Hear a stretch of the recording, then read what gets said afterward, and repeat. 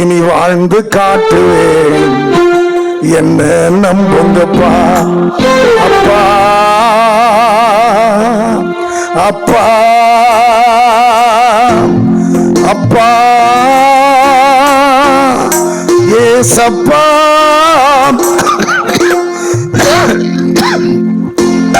இன்னும் 5 பேர் கையை தூக்காததால் மீண்டும் தலைப்பு செய்திகள்.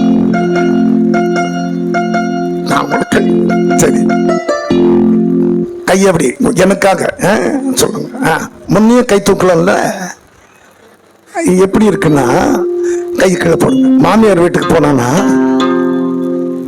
மருமகனுக்கு எத்தனை பணியாரம் வைக்கிட்டேன்னு அந்த அம்மா கேட்டாங்களாம். அவன் தின்னுவான் 100, நீ வெய் 2ன்னாரான். அப்போ என்னை பார்த்தாமா சொல்லுங்களேன், மாமனார் மாதிரி தெரியுது. மொத்த பேரும் அப்படியே கையை உயர்த்தி ஒரு இமைப்போதுல என்ன மறுரூபமாக்கலாம். ஒரு இமைப்போதுல சொன்னது அவர் தானே, உண்டா கடவுது அவ்வளவுதாங்க. எத்தனை பேர் புரியுது?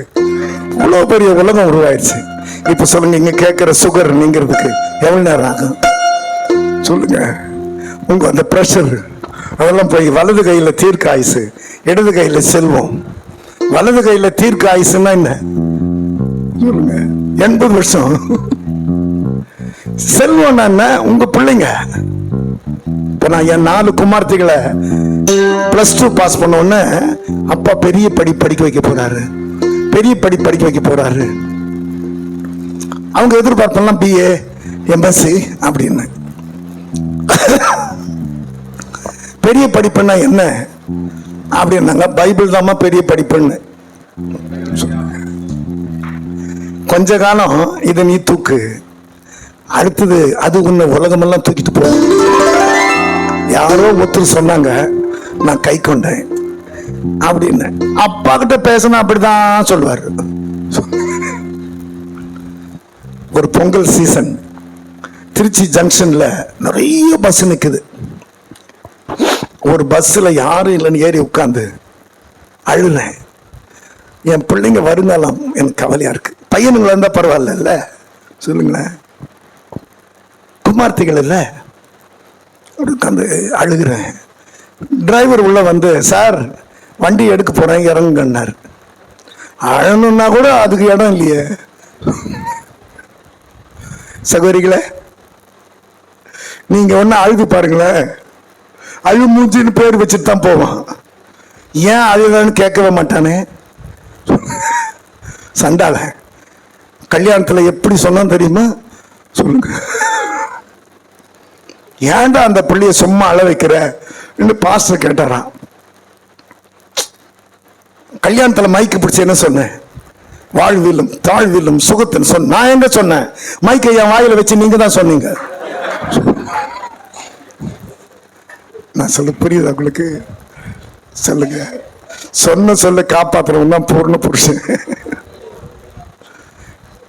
தீர்மானத்துக்கு வாங்க. நான் அழுகிறேன். அடுத்த பஸ்ல ஏறினேன். அடுத்த பஸ்லயும் கண்டக்டர் வந்துட்டார், டிரைவர் வந்துட்டாங்க. 6 பஸ் ஏறிட்டேன். 7வது பஸ் ஏற போறேன். என் பின்னால ஒரு சத்தம் கேட்குது, ஏன் அழுகிறாய், யாரை தேடுகிறாய்ன்னு.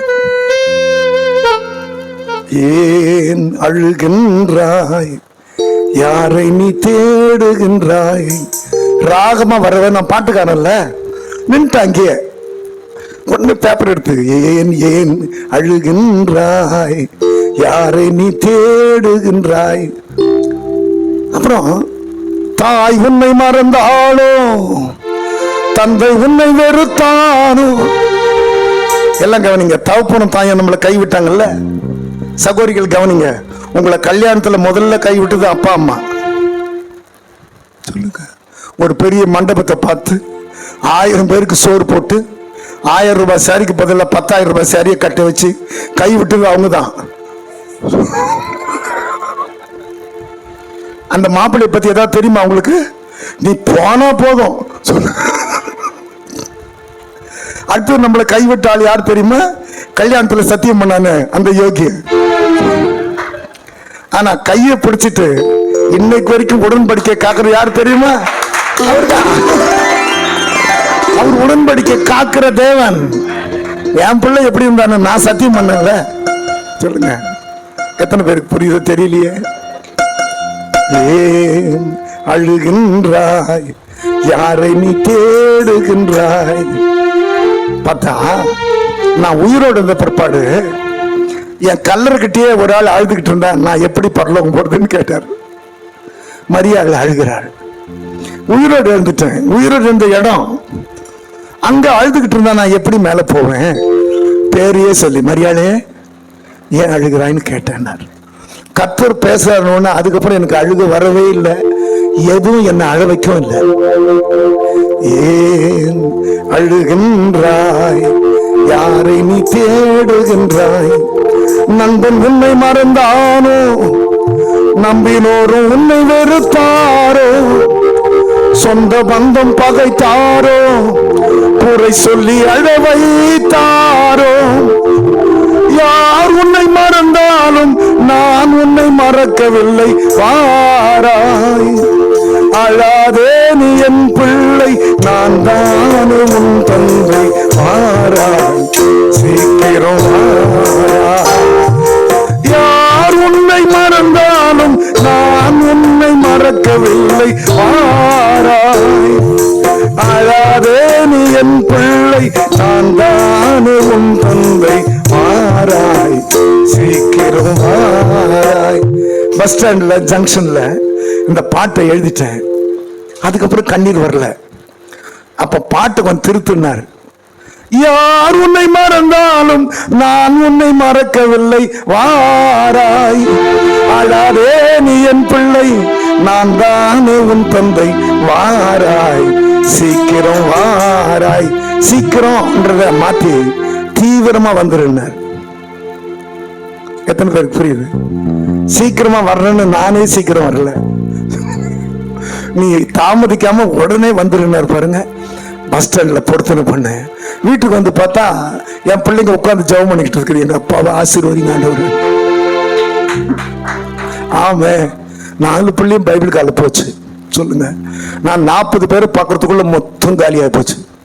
சொல்லுங்க, அவங்க 400 பேர் 40 வருஷம் வர்றதுக்குள்ள 400 இல்ல 500 600 பேர் பார்க்கறாங்க. நான் ஒரு 4 சென்ட் வாங்குறதுக்குள்ள கல்லறை கிட்ட வந்துருச்சு. அவங்க 1 ஏக்கர் பத்தலன்னு சொல்லுங்க. இப்ப சொல்லுங்க, உங்களை நம்பி கர்த்தர் பிள்ளையை கொடுத்திருந்தா உன் மேல என் ஆவி உன் சந்தானத்து மேல ஆசீர்வாதத்தை ஊற்று. நம்ம மேல என்ன ஆவி வந்திருக்குன்னு பாத்தீங்களா?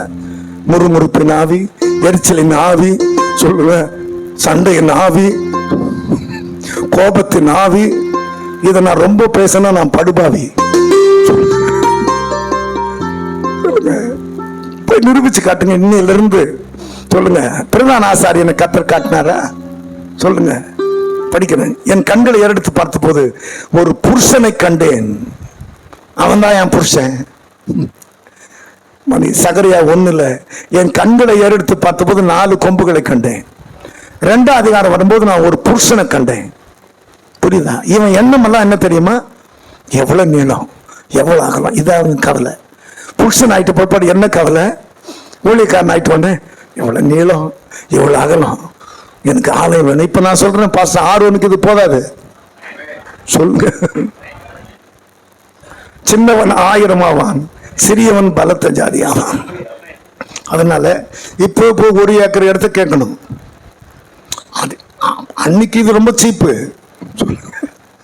இப்போ நீங்க வாங்கணும். இப்போ எல்லாம் நீங்க புருஷன்னா இவன் திட்டமெல்லாம் என்ன? எவ்வளவு நீளம், எவ்வளவு ஆகலாம், அது மாதிரியே திட்டம் போடுறோம் நம்ம. சொல்லுங்க, 30 வருஷம் ஆனாலும் அப்படியே திட்டம். போங்க, என்ன ஆண்டவர் கேட்டார், வடக்கு கிழக்கு தெற்கு மேற்குல நடந்து திரியினார். வழக்கில் ஒரு நாள் வடக்கு போய் ஜெபம் பண்ணுவேன், ஒரு நாள் தெற்கு போய் ஜெபம் பண்ணுவேன். இப்போ சொன்னாரு, நீ சீக்கிரம் சாக மாட்டேன்னாரு. இன்னும் சொல்றீங்கன்னா, நான் ஆபிரகாமுக்கு சொன்னேன், வடக்கு கிழக்கு இதுக்குள்ள நடந்து திரி. சொல்லுங்க, நீ நல்ல முதிர் வயல்ல கல்லறில் சேருவாயின்னு இருக்கு. இப்போ உங்களை நடக்க சொல்றது எதுக்கு? இடம் வாங்குறீங்களா இல்லையா? சொல்லுங்க. வீட்டுல இருந்து ஒரு நாள் வடக்கு போய் இந்த கிராமத்துல வச்சிருக்கிறீங்களே ஆண்டவர், இத்தனை 1000 பேர் கணக்கு நான் தானே கொடுக்கணும். நீங்க எப்போ நடந்திருக்கீங்க? நீங்க என்ன அப்படியே முறைச்சு பார்த்தா எப்படி பிரசங்கத்தை முடிக்கிறது? ஒரு தீர்மானத்துக்கு வாங்க. சகோதரிகள் அப்படி நடக்க முடியாது, உங்களால முடியாது. இதுக்கு மோட்டார் சைக்கிள் வேற ஒரு கேடு. ஒரு நாள் வடக்கு போய் நான் அதை கை கொண்ட பிற்பாடு ஆண்டவர் ஒன்று நம்புறேன், நீ சீக்கிரம் சாக மாட்டேன்னாரு. அப்போ வடக்கு கிழக்கு தெற்கு மேற்குல எல்லாம் நடந்து திரி. இந்த அடுத்த வாரத்திலிருந்து உங்களை பத்தி செய்தி அந்த அந்த ஏரிக்காட்டில் ஜெபம் பண்ணிட்டு இருக்கிறார் பாஸ்டர். எத்தனை பேருக்கு புரியுது? நான் என்ன பண்றேன்னு தெரியுமா? ஏதாவது ஒரு கடை பூட்டி இருந்தா அங்க போய் வண்டியை நிறுத்திட்டு அந்த கடை வாசல் உட்காந்துக்கிட்டு, இத்தனை லட்சம் ஜனங்களுக்கு வலது கைக்கு இடது கைக்கு வித்தியாசம் தெரியாதுப்பா, என் காலம் எவ்வளவு இருக்குன்னு கொஞ்ச நேரம் அழுவேன். சொல்லுங்களேன். அப்படி ஒரு நாள் ஒரு அவுட்டர்ல லகாயிரோயி லகாயிரோயி என்ன காண்கிற தேவன் பாடிட்டு இருக்கேன். ஒன்னு ஒரு பஸ் போகுது, லாரி போகுது, யாரும் பார்க்காதப்போ லகாயிரோயின் பாடிட்டு வீட்டுக்கு வந்தா ஒரு ஆள் 2000 ரூபாய் காணிக்க வச்சுட்டு உட்கார்ந்துருக்காரு. ஐயா, அங்க உங்களை பார்த்தேன், உங்களை பார்த்த உடனே அந்த நேரத்தில் என் கையில காசு இல்லை, ஏடிஎம் போய் எடுத்துட்டு வர்றேன். இப்ப சொல்லுங்க, உங்களை வடக்கு கிழக்கு தெற்கு மேற்குல எல்லாம் எப்ப நடந்து தெரிய போறீங்க? சொல்லுங்களேன். கடினமான ஒண்ணு ஆண்டவர் கேட்கல, புரிஞ்சுதுன்னு சொல்றவங்க கையை உயர்த்தி. உண்மையா புரிஞ்சது? எனக்கு பொண்ணு புரியல. எனக்கு ஒருத்தன் ஹோட்டலுக்கு போய் சூடா என்ன இருக்குன்னு கேட்டான். அந்த சர்வர் நெருப்பு இருக்குன்னா இவன் ஒண்ணு கொண்டு வாங்கினா. சர்வருக்கு ஆச்சு நெருப்பு, சூடா என்ன இருக்குன்னா நெருப்புன்னா இவன் கொண்டு வாங்கினா, ஒரு தட்டில் வச்சு கொண்டு வாங்கினானா. அவன் கொண்டு நெருப்பு வச்ச உடனே காதுல இருந்து ஒரு பீடி எடுத்து பத்த வச்சுக்கிட்டு தேங்க்ஸ் போனானா. என்ன விவரம் சொல்லுங்க. நம்மளும் ஊழியர் கொடுக்கன்னு கூடுறோம், நம்ம கையில தூக்கணும் இல்லைல்ல? சொல்லுங்களேன். எவ்வளவு வேணும் ஆண்டவரே, அவ்வளவு வேணும் ஆண்டவரே, எவ்வளவு ஒரு சென்ட் இப்பெல்லாம் 1 லட்சம் ஆண்டவரே. சொல்லுங்க. 2 லட்சம் சொல்றான் ஆண்டவர், அதெல்லாம் அவர்கிட்ட சொல்லணும்ல. சொல்லுங்க. மோடியை நம்பினாரு, சொல்லுங்க, நம்மள நம்பன்றாரு. இப்ப நீங்களும் என்ன ஏன் மறைக்கிறீங்கன்னு தெரியுது, என்னை பார்த்தா மோடி மாதிரி தெரியுது இல்ல? சொல்லுங்க. ஒரு தூக்கல் எடுத்து இவ்வளவு வேணும் ஆண்டவரே, என் காலத்துக்குள்ள அவன் நம் ஜனத்தை சிநேகித்தான், நமக்கு ஒரு ஆலயத்தை கட்டினான். கேளுங்க, கேட்கதான். அவர்கிட்ட கேட்கறதுக்கு என்ன யோசனை? கையை வச்சு சொல்லுங்க. இனி இனி வாழ்ந்து காட்டுவே, கருவில் என்ன சுமந்தத பார்த்தா அம்மான்னு சொல்லணும், தோளில் என்ன சுமப்பத பார்த்தா அப்பான்னு சொல்லணும், கொஞ்சம் வரும் அம்மான்னு சொல்லணும், என்ன மாற்று வரும் தேற்று வரும் அப்பான்னு சொல்லணும். அப்பா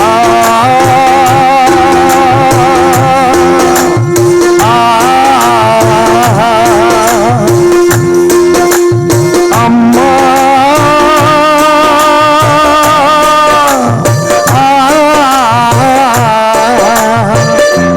இப்ப இந்த முறை அப்பா அப்படின்னு கூப்பிடும் போதே கொட்டாய் விட்டுறணும். எப்பவுமே பாடும்போது மற்றவங்களுக்கு தூக்கம் வந்துடும். அப்பான்னு அப்ப விட்டுறணும்.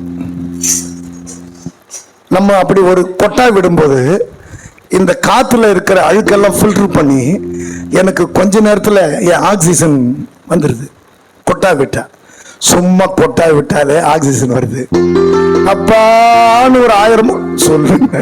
சரி, இந்த முறை அப்படி கையை உயர்த்தி அப்பா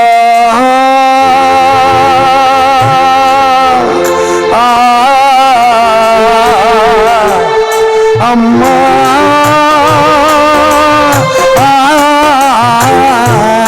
கையை கீழே போடுங்க.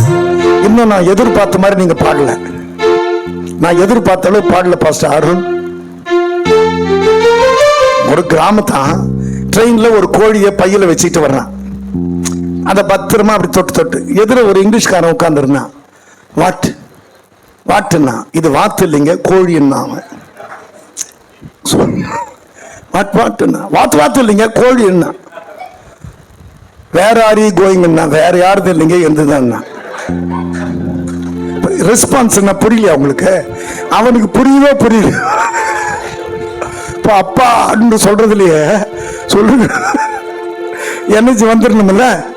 அப்புறம் எல்லாம் சிரிக்கிற பாட்டு கட் அவுட், நானா கட் அவுட் விட்டா ஓடி போயிடும். பாடலாமா? அப்பா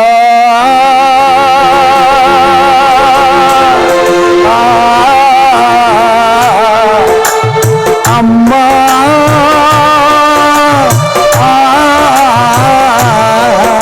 அம்மா அப்பான்னு கூப்பிடுத்த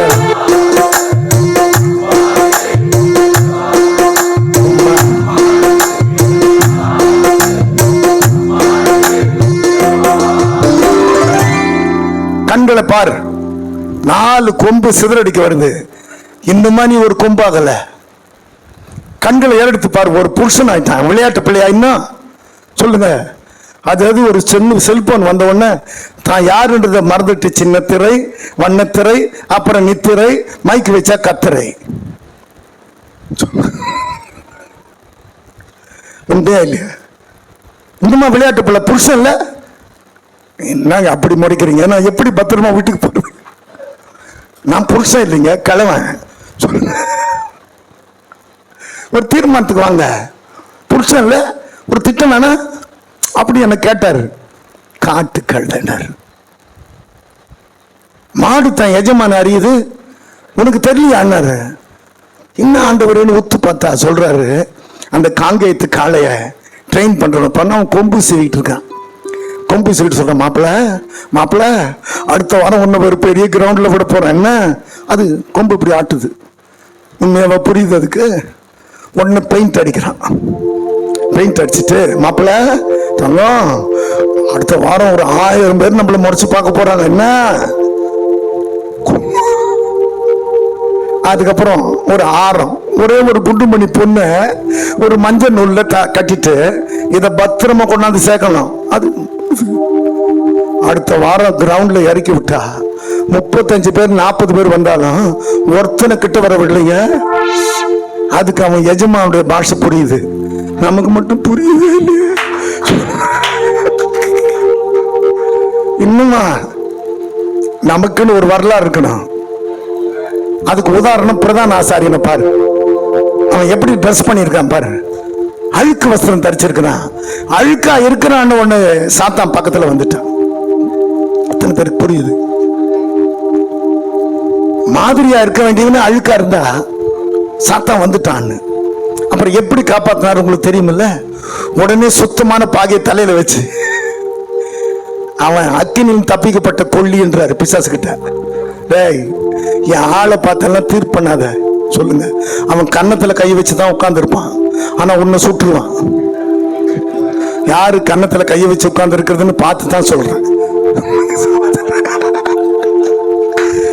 அவன் ட்ரெஸ் பார்த்தெல்லாம் தீர்மானம் பண்ணாத. அவன் அக்கினி தப்பிக்கப்பட்ட கொல்லி. அவன் நினைச்சா அவனை சுற்றுவான்னு காப்பாத்துறாருங்க. இன்னைக்கு வரைக்கும் அப்படிதான் செய்யறாரு. யாரா என் பிள்ளை தொடர்றதுக்கு நீ சொல்லு? கரங்களை தட்டி அப்பா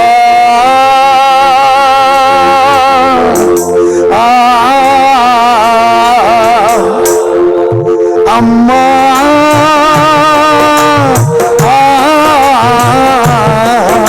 உம்மா அப்பான்னு கூப்பிடுத்த, அம்மான்னு கூப்பிடவும்.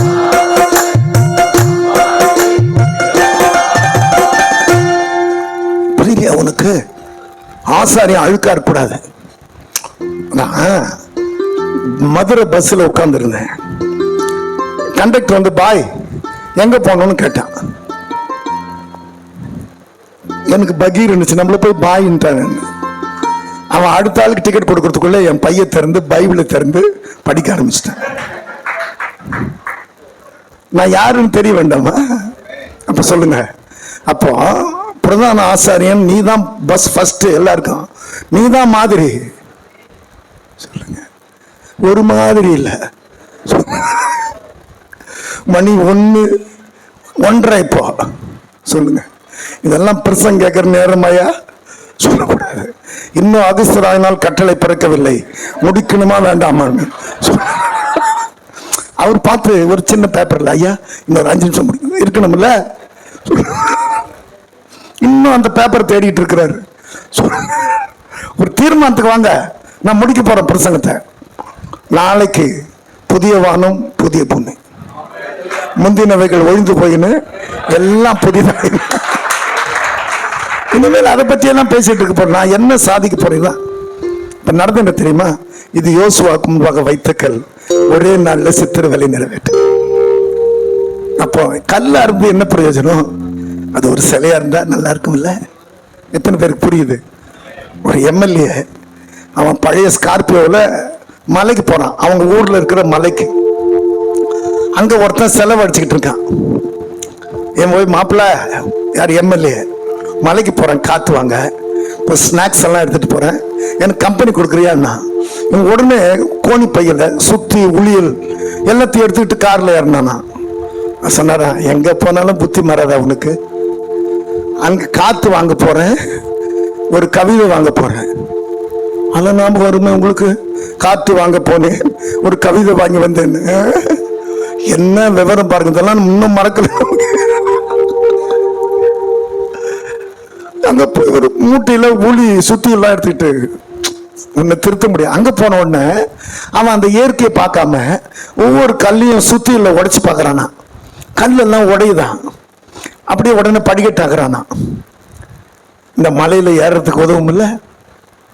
அதுக்கப்புறம் ஒரு கல்லை அடிச்சா உடையலையா, ஸ்ட்ராங்கான கல்லுன்னு சிப் சிப் சிப்புன்னு அடிச்சு அதை அழகா ஆக்கிட்டு இருக்கான். இந்த எம்எல்ஏ பார்த்தா மணி 9 ஆயிடுச்சு, 10 ஆயிடுச்சு நைட்டு, இது திருந்தாது, போய் நான் விட்டுட்டு இவன் ராத்திரி முழுக்க சொல்லுங்க அந்த நிலவு வெளிச்சத்துல சிலை அடிச்சிட்டு. அடுத்த நாள் பொழுது விழுந்துருச்சு. அப்ப எம்எல்ஏக்கு ஞாபகம் வந்துருச்சு, நேற்று அவனை விட்டுட்டு வந்தோமே சொல்லி டிஃபன் வாங்கிட்டு வந்தா அந்த சிலை முன்னால உட்காந்து அப்படி கேட்டான், இவ்வளவு அழகான சிலுவை எப்படிதான் வந்தது?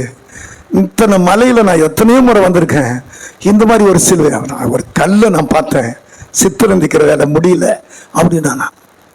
அந்த எம்எல்ஏ கீழே போய் நம்ம மலையில ஒரு அதிசயம் காத்துக்கிட்டு இருக்கு வாங்குறான்னு எல்லாம் படிக்கட்டு ஏறி வந்து பார்த்தா அழகான சிலுவை சித்திரந்தித்தாச்சு. இந்த கல்லுல சொல்லுங்க ஒரு சிலை மாதிரி நாம ஆண்டவருக்கு தெரியணும்ல. எத்தனை பேருக்கு புரியுது?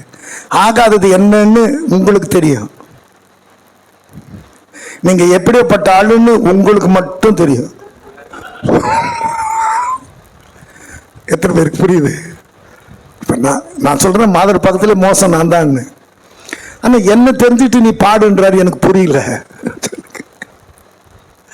புரியல எனக்கு இன்னைக்கு வரைக்கும். இந்த ராகமெல்லாம் எப்படி வந்தது அதுவும் எனக்கு தெரியல. யாராவது ஒரு பாட்டு கேட்ட உடனே அடுத்த சரணம் என்னன்னு கேட்பாங்க, அப்புறம் தான் போய் உட்காருவேன். ஆண்டவரே இந்த பாட்டு நல்லா இருக்குது போலன்னு. என் தேவையை சொல்லி சொல்லி உம்மை துக்கப்படுத்த மாட்டேன், என் தேவையே நீங்கதான். என் எண்ணத்தை சொல்லி சொல்லி நிறைவேற்றவும் சொல்ல மாட்டேன், என் இதயமே நீங்கதான்.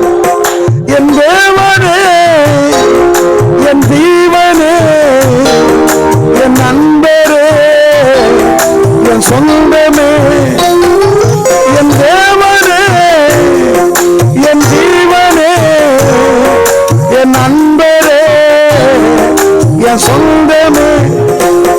இந்த வானம் பூமியாவும் ஆளும் தேவன் நீங்கதான், இந்த உயிருடலில் உள்ளவரை பாடல் நீங்கதான். 6 மாசம் ஆச்சு. ஒருத்தர் ஐயா அடுத்த சரணத்தை கொடுங்கன்னாரு. அப்பதான் தெரியுது இந்த பாட்டு நல்லா இருக்குன்னு. அப்புறம் உட்காந்து வார்த்தையை தேடுறேன். நினைச்சிருங்க ஆண்டவரே, கொஞ்சம் நினைச்சிருங்க ஆண்டவரே.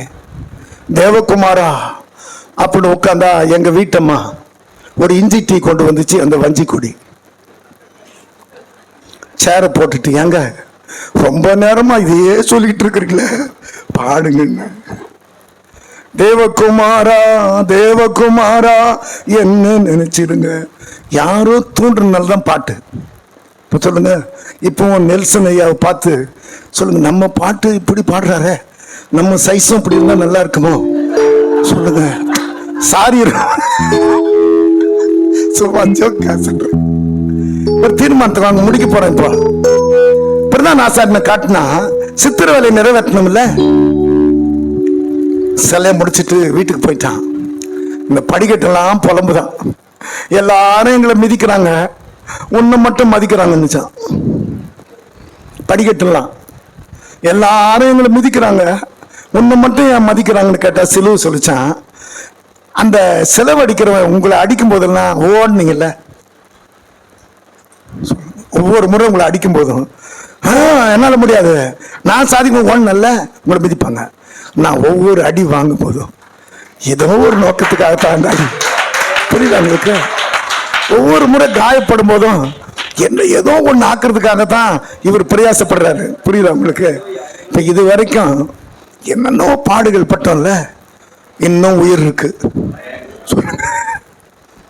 நான் போய் சிதம்பரத்தில் பிரசங்கம் பண்றேன், ஒரு இளைய போதர் மைக்கு பிடிச்சி சொல்றேன், சாத்தா நேத்து வரை நம்ம கிட்ட தோத்துக்கிட்டு இருக்கான், இன்னைக்கு வரைக்கும் தோத்துக்கிட்டு இருக்கான். தோக்குறவன் எப்படியாவது இவனை வீழ்த்துவன்னு ட்ரை பண்ணிக்கிட்டே இருக்கிறான். ஜெயிக்கிற நீ ஏன் ட்ரை பண்ணலன்னு கேட்டார். புரியல? அவன் நேற்று வரை என்கிட்ட தோத்தான், இன்னொரு முறை ட்ரை பண்ணுவேன்னு வர்றான் அவன். நீ நேற்று வரை ஜெயிச்சாலு ஏன் சோர்ந்து போனன்னு கேட்டார். பாருங்க. இப்ப சொல்லுங்க, இன்னும் நம்புறதுனால தானே ஃபுல் காஸ்பல் சபையில் சொல்லுங்க, குமார நாயக்கன் பேட்டையில் நேற்று நான் பிரசங்கம் பண்ண இடம் குமார பாளையம், இன்னைக்கு நான் பேசுற இடம் குமார பேட்டை. அதனால உங்களை கோட்டைன்னு நினைச்சிட்டு சொல்லி நாளைக்கே வித்தியாசம் காட்டணும். இப்ப எழுந்து நின்று பொருத்தனை பண்ண போறோம். ஜெபம் ஆயிடுச்சு. ஆண்டவரே நன்றி, நன்றி ஆண்டவரே. நான் புடமுடப்பட்டது நல்லது, உங்களுடைய பிரமாணங்களை கற்றுக்கிட்டேன். நான் உபத்திரவப்பட்டது நல்லது ஆண்டவரே. கஷ்டப்பட்டேன்னு நான் பேச மாட்டேன், அதுதானப்பா என்ன உங்ககிட்ட கொண்டாந்துச்சு. எல்லாரும் கைவிட்டாங்கன்னு நான் புலம்ப மாட்டேன், நீங்க ஒரு நாள் என்ன கைவிட்டதா எனக்கு ஞாபகம் இல்லை. இப்பவே ஊழியர் கொடுகையில உங்க எல்லாரை விட நான் தான் அதிகமா ரீசார்ஜ் ஆகுறேன். நம்புறீங்களே? ரெண்டு கை விரிச்சு சொல்லாமா?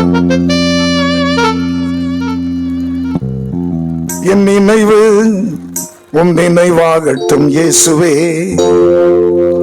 உம் வார்த்தை என் பேச்சாகட்டும் இயேசுவே. சொல்லுங்க நீங்களே, உம் நினைவு என் நினைவாகட்டும் இயேசுவே, உம் வார்த்தை என் பேச்சாகட்டும் இயேசுவே. என் உயிரே, என் உணர்வே, என் பேச்சே, என் மூச்சே, உம்மை என்று யாரிடம் செல்வேன், உம்மை என்று யாரிடம் செல்வேன். என் உயிரே, என் உணர்வே, என் பேச்சே, என் மூச்சே, உம்மை என்று யாரிடம் செல்வேன், உம்மை என்று யாரிடம் செல்வேன். ஆமென். பின்னால எனக்கு நேரா வாசற்படியில ஒருத்தர் கையை இப்படி காட்ட சொன்னா, கையை கட்டிட்டு இருந்த ஒரே காரணத்துக்காக மீண்டும் தலைப்பு செய்து அவர் உடனே ஒளிகிறார். சகோல் ஒருமித்து வாசம் பண்ணா எத்தனை நன்மை.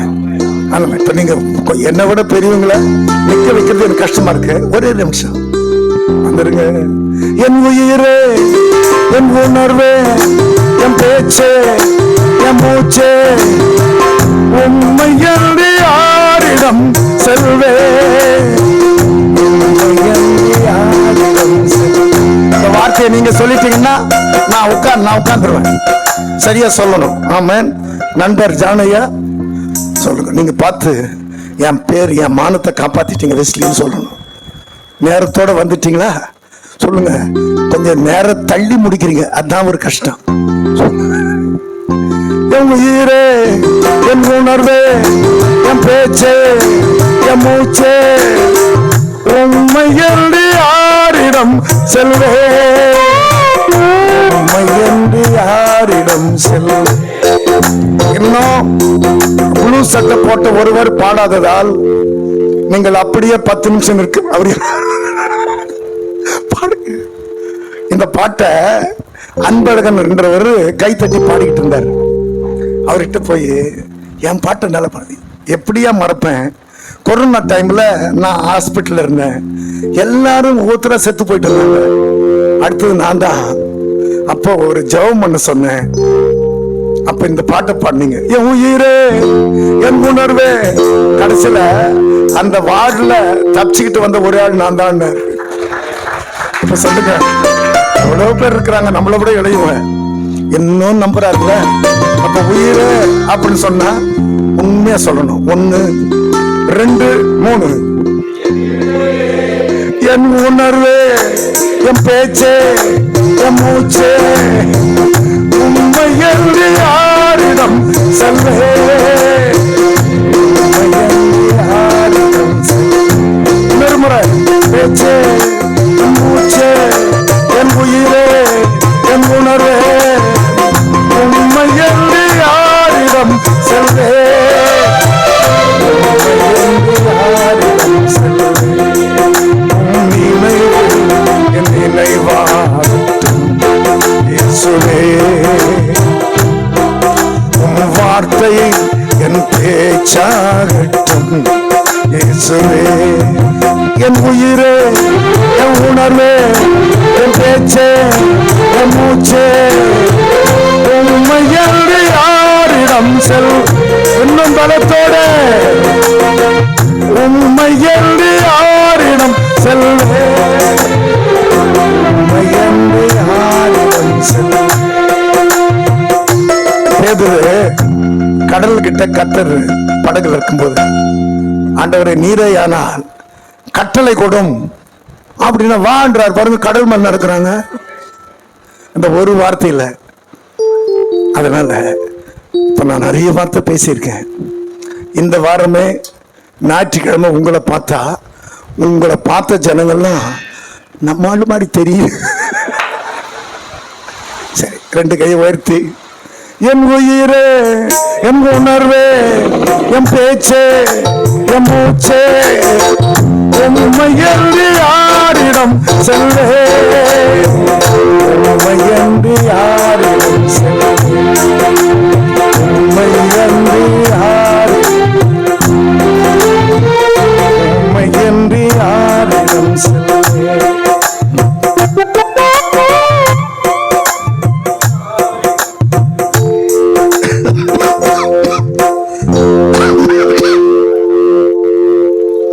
ஆமென்.